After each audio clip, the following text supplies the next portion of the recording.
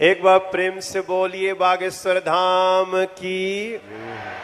दोस्तों, मध्य प्रदेश के छतरपुर जिले के ग्राम गढ़ा में स्थित श्री बालाजी के प्रसिद्ध तीर्थ स्थल बागेश्वर धाम के युवा संत धीरेन्द्र कृष्ण शास्त्री आज किसी पहचान की मोहताज नहीं है। आए दिन बागेश्वर सरकार के पास नेताओं का जमावड़ा लगा रहता है। इसी कड़ी में प्रधानमंत्री नरेंद्र मोदी जी का भी नाम शामिल होता है, जो कुछ दिनों पहले ही दर्शन करने छतरपुर के बागेश्वर धाम पहुंचे थे। और दोस्तों, सिर्फ देश के प्रधानमंत्री ही नहीं बल्कि बॉलीवुड के कई दिग्गज कलाकार भी बागेश्वर धाम आए दिन दर्शन करने के लिए वहां पहुंच ही जाते हैं।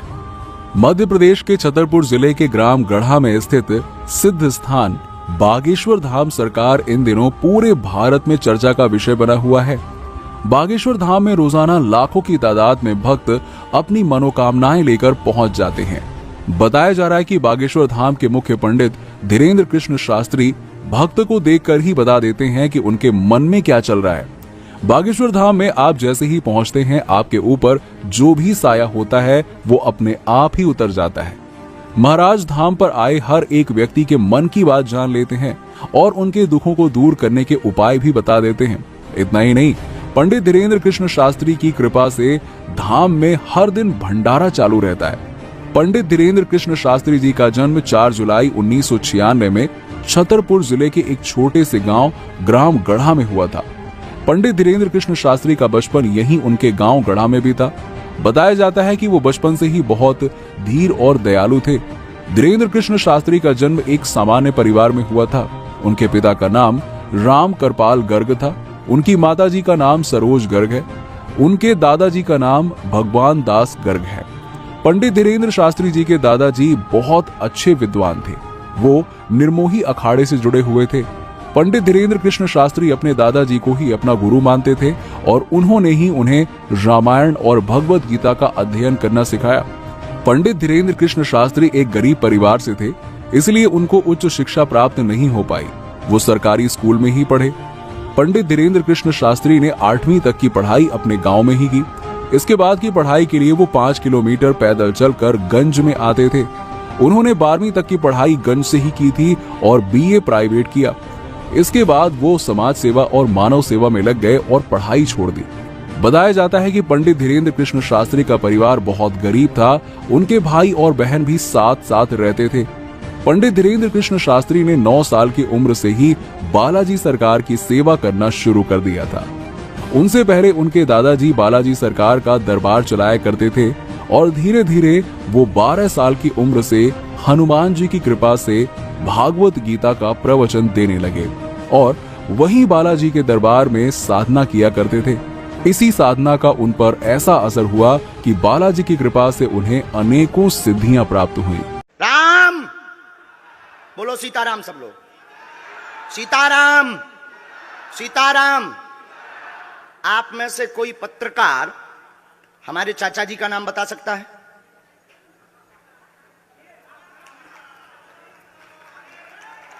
बोलिए बोलिए बोलिए। आप में से कोई पत्रकार हमारे बल्कि चाचा जी का नाम उस पे भी है, संस्कार टीवी पे, कोई बता सकता है? बोलो बोलो, वरना आज के बाद अंधविश्वासी कहना बंद कर देना। क्या बता सकते हो? अब आप पत्रकारों में जिनके चाचा का नाम भृगुनाथ तिवारी हो वो आ जाए।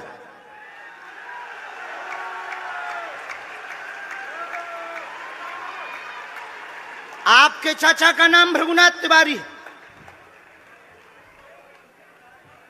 जी, मेरे चाचा का नाम भृगुनाथ तिवारी है और वो भोपाल में रहते हैं, अभी मथुरा में हैं।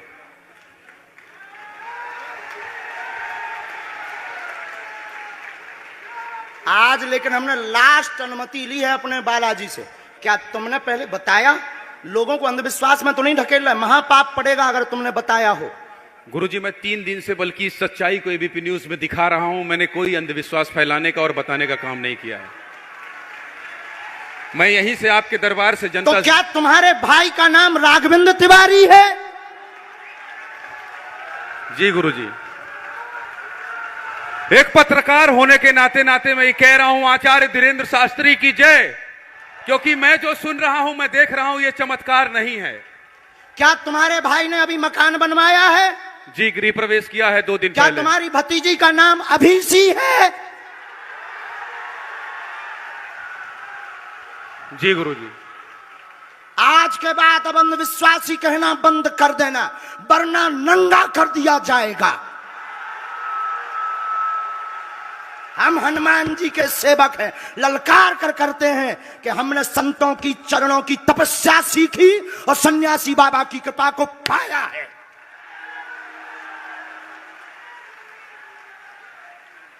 जो भ्रम फैला रहे, आज के बाद भ्रम बंद कर देना। और आज के बाद हम किसी को प्रमाण पत्र नहीं देंगे, न सफाई देंगे, ये शपथ गद्दी से खा रहे हैं।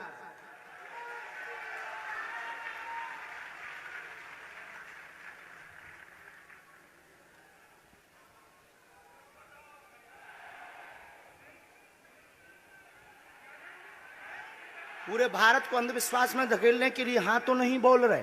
जी बिल्कुल नहीं, बिल्कुल नहीं। मैं बहुत जिम्मेदारी से कह रहा हूं और मैं 3 दिन से इस सच्चाई का पता लगा रहा था। और एबीपी न्यूज जो लोग देख रहे हैं उनको मैं बता रहा हूं कि ये लाइव दिव्य दरबार के टेस्ट में आचार्य धीरेन्द्र शास्त्री जी ने जो कहा है, मैंने केवल इनसे इंटरव्यू किया था, अपनी जीवनी नहीं बताया था। जो इन्होंने बताया है वो सच है और मैं ये एबीपी में लाइव कह रहा हूं, ये कोई अंधविश्वास नहीं है। मैं फिर कह रहा हूं, बाबा बागेश्वर धाम की जय। आज के बाद, क्योंकि आज हमारा दिमाग स्थिर नहीं है, आज के बाद अब हम कभी भी किसी से हमें प्रमाण पत्र की आवश्यकता नहीं है। आज पूरी नेशनल मीडिया के सामने हमें जो कहना था कर लिया, फर्स्ट और लास्ट है। अब आपका एक प्रश्न हम बताएंगे और आज के दरबार को, क्योंकि हम पूर्ण होश में नहीं है, इसलिए आज के दरबार को हम बालाजी की अनुमति से आए थे और आज के दरबार को हम इसी के साथ विराम करेंगे। कल 4 घंटे दरबार लगाएंगे। एक प्रश्न पूछ लीजिए, लास्ट पूछिए। मैं पूछूं? हाँ। मेरे मन में तो देखिए बहुत सारे सवाल थे जिसको लेकर मैं 3 दिन से लगातार कोशिश कर रहा था। मैं इसी मीडिया में, इसी पत्रकारिता क्षेत्र में और क्या कर सकता हूं, क्योंकि मैं देश और समाज के लिए सेवा करना चाहता हूं इसी फील्ड में रहकर, उसको लेकर। पदोन्नति का प्रश्न है, कृपा होगी पत्रकार में इस मंत्र का जाप करें, आशीर्वाद है। और रुकिए, एक ये रखा है और आपका एक और रखा है। हम गुरु हैं, ऊंची गोटी खेलते हैं, कच्ची गोटी नहीं खेली हो। इसमें वो रहस्य भी लिखे हुए हैं जो दुनिया को पता नहीं, सिर्फ तुम्हें और हमें पता है। वो पूरे कमरों की डिटेल लिखी है इसमें, और ये धमकी नहीं है। सिर्फ आधा पढ़वा करके आपको हम संतुष्ट कर देंगे, वो पर्चा वापस ले लेंगे। एक ये आएंगे, ये भाव से बैठे हैं, बस ये आपने भी नहीं सोचा होगा।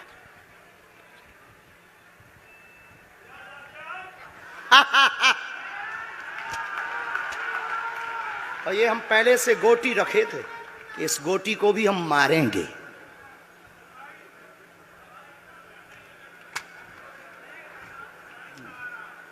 एक पर्चा ले सकते हैं, ये वाला नहीं। दोनों हाथों की मुट्ठी बांधो सब। आज चूंकि हमें उतनी ज्यादा शारीरिक हमें गुरुजी से आज्ञा लेनी पड़ी, क्योंकि हमें कसौटी पर उतरना था, तो गुरुजी से हमें आज्ञा लेनी पड़ी। और हमारे गुरुजी ने सुबह 7:30 बजे कह दिया था, बेटा जाओ झंडा गाड़ कर आओगे सनातन का। दोनों हाथों की मुट्ठी बांध लीजिए सभी।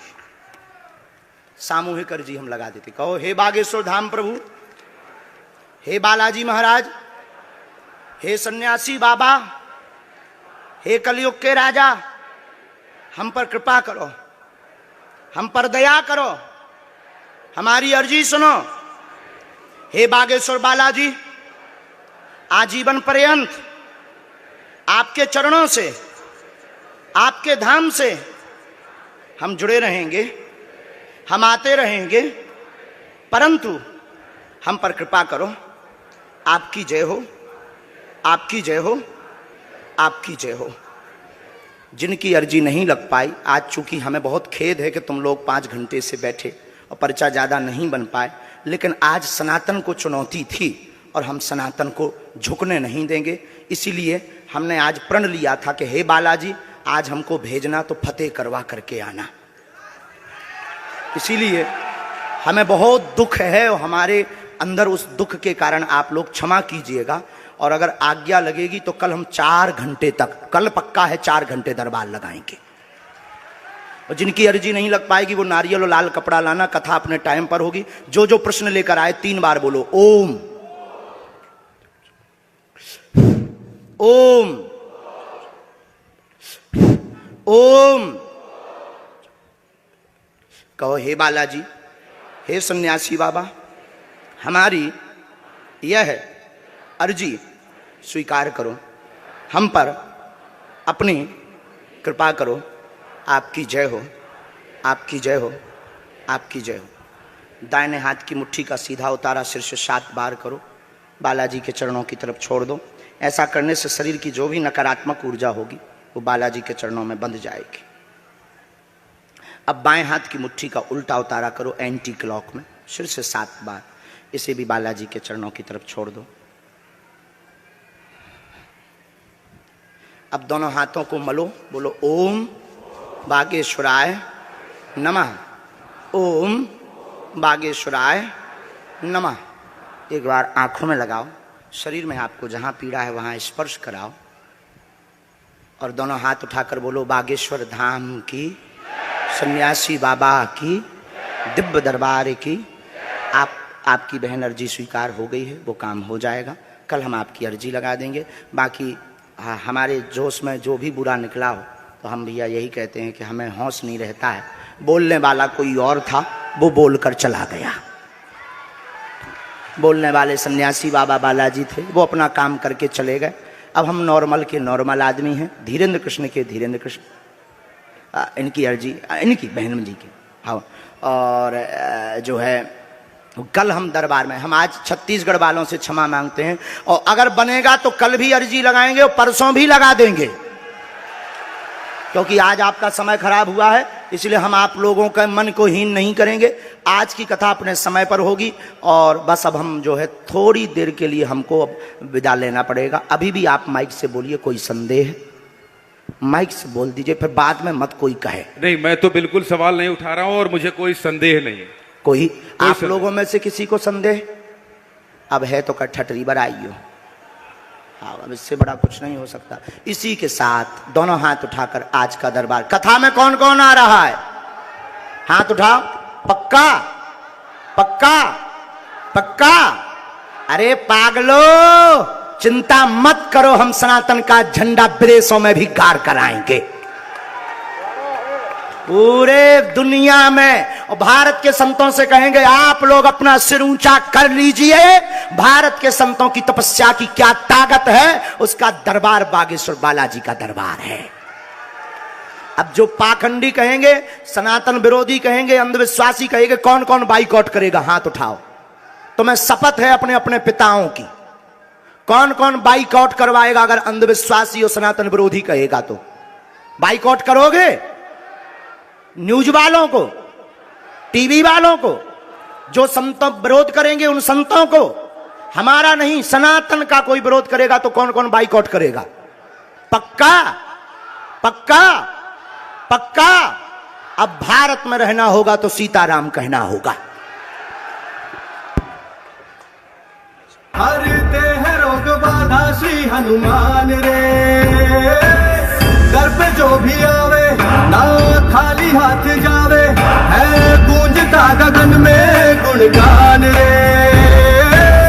है शिव के अवतारी, दुनिया जाए बलहारी, महिमा निराली उनका नाम।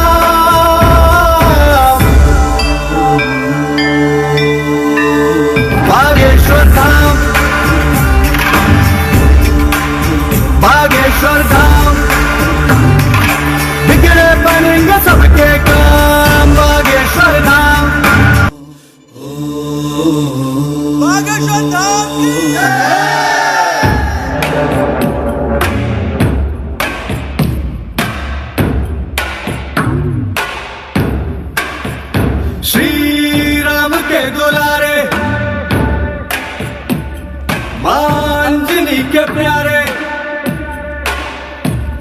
श्री राम के दुलारे अंजनी के प्यारे हरते हैं रोग बाधा श्री हनुमान रे।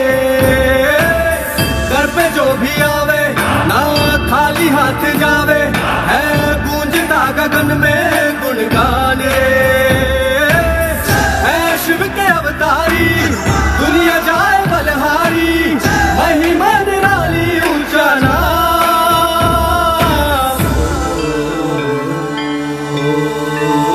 बागेश्वर धाम बागेश्वर धाम बिगड़े बनेंगे सबके काम बागेश्वर धाम।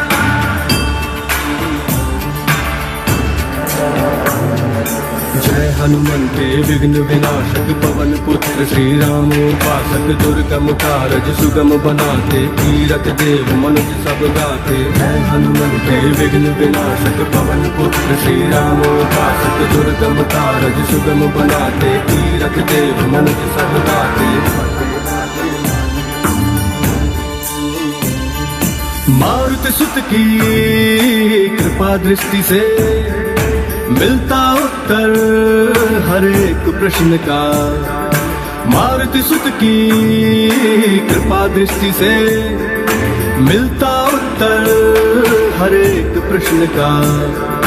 कैसी चिंता वरद हस्त है सद्गुरु योगी धीरेन्द्र कृष्ण का।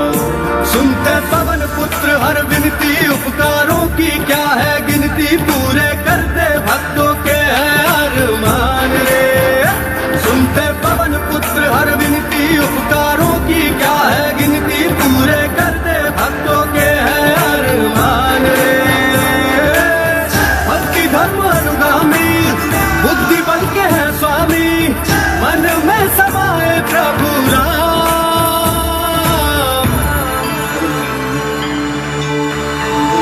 बागेश्वर धाम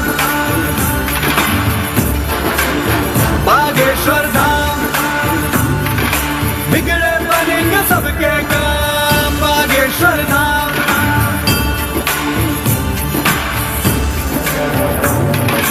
करिए कृपा शरण में लीजिए तन मन दोष मुक्त कर दीजिए। जय पिंगाक्ष अतुल बलधारी संत सहाय असुर संगारी। करिए कृपा शरण में लीजिए तन मन दोष मुक्त कर दीजिए। जय पिंगाक्ष अतुल बलधारी संत सहाय असुर संगारी। माँ सीता के शोक विनाशक रामानुज के कष्ट निवारक। माँ सीता के शोक विनाशक रामानुज के कष्ट निवारक। है अविनाशी परम प्रतापी तुम हो भक्तों के उद्धारक। जिसको मिले तुम्हारे दर्शन उसका धन्य हुआ है जीवन तुमने कर दी मुश्किल राहें आसान रे। जिसको मिले तुम्हारे दर्शन उसका धन्य हुआ है जीवन तुमने कर दी मुश्किल राहें आसान रे। जय कपीस हितकारी वायुपुत्र दुखहारी मन में तुम्ही हो खोया।